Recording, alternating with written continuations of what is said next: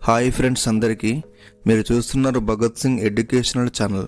తెలంగాణ వ్యాప్తంగా ప్రజాపాలన అభయహస్తం దరఖాస్తు స్వీకరణ నిన్నటితో ముగిసింది.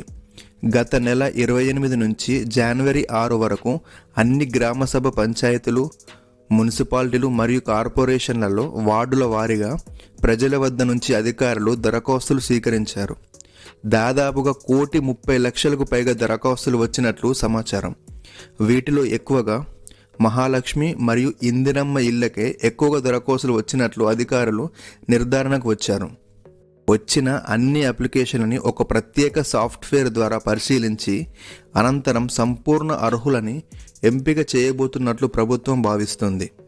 ఇక విషయానికి వస్తే, గ్రామ సభల్లో దరఖాస్తుల స్వీకరణ ముగిస్తే ప్రజల వద్ద నుంచి దరఖాస్తులు స్వీకరిస్తామని ఇదివరకే సీఎం రేవంత్ రెడ్డి గారు చెప్పారు. జనవరి 8 నుండి ఎంఆర్ఓ మరియు ఎంపీడీఓ ఆఫీసుల్లో అప్లికేషన్ని స్వీకరించబోతున్నారు. ఇకపై గ్రామ సభల్లో కాకుండా మండల సభల్లో ప్రజాపాలన దరఖాస్తులను స్వీకరించబోతున్నారు. ఈ మేరకు అప్లికేషన్లు చేయని వారు ఎవరు కూడా ఆందోళన చెందొద్దని, దరఖాస్తుల స్వీకరణ ప్రక్రియ అనేది కొనసాగుతుందని తెలిపారు.